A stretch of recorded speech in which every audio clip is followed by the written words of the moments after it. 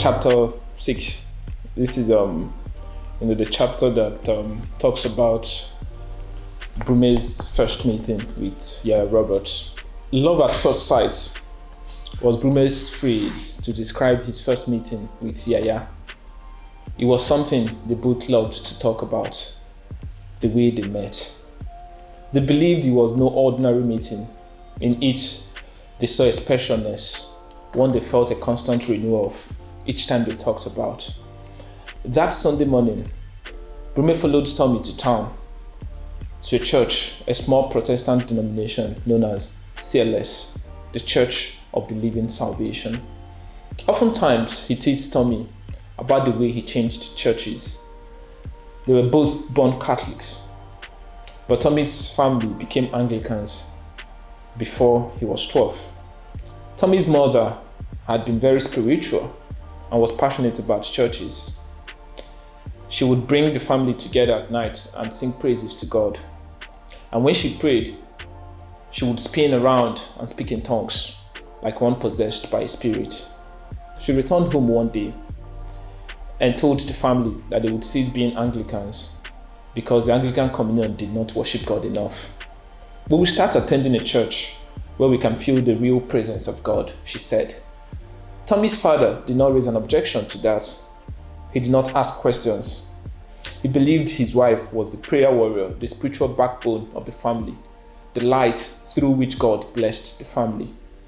All decisions regarding the family's spiritual life were left to her. And for her to suggest they change churches, God must have spoken to her. So they followed her to the new popular church, the Lord of Ages Ministry, headed by evangelist Agnes Omokiri, a charismatic divorcee who preached divine salvation and rapture. She always said the God of Agnes in place of God, a habit that caused the local public to rechristen her church from the Lord of Ages to the Lord of Agnes. 6 months later, they returned from church one Sunday, and Tommy's mother said, "We have to leave that church." This time, her husband asked, "Why?"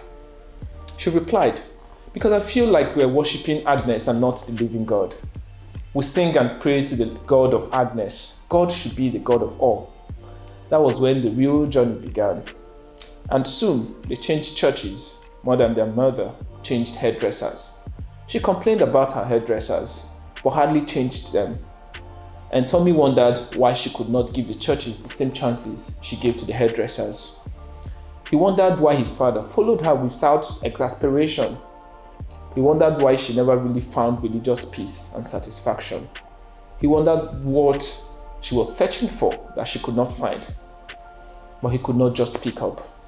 Brume was the only person he always complained to, though he teased him without mercy. When they started attending Noah's Ark, he told Brume. Tommy was excited when his mother talked about establishing her own church. At last, they would get religious stability of some sort. There are fake pastors everywhere. We have to seek the face of God by ourselves. The only thing his father said was, "How do we get money to establish a church? They just cut my pay at the factory. Are you sure this is a clever idea?" She smiled and patted him at the back. "Man of little faith, God will see us through." Then she got diagnosed with breast cancer, and his father began to work extra hours at the factory to raise money for the mastectomy. "I'm sorry, Mr. Owner," the doctor said. "We have to remove both breasts." When Tommy told Brume that his mother had cancer and would lose her breast, Brume held him and assured him that everything was going to be all right. Your mother has given a lot to God. God sees our efforts. We just have to pray and God will answer. That was when Brume started attending Tommy's churches with him. And for the first time in their friendship, they prayed together. After her breasts were removed, his father watched his wife in pain, but deep down he believed that she would survive. Then the doctor called him to his office.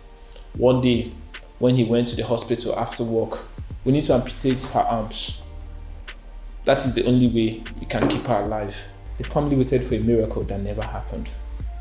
She lost the battle to cancer. I've just read some excerpts from my book, Men Don't Die. You can, get a copy from any major bookstore across the country, and you can also visit pagebookstore.com. Thank you, and see you next time.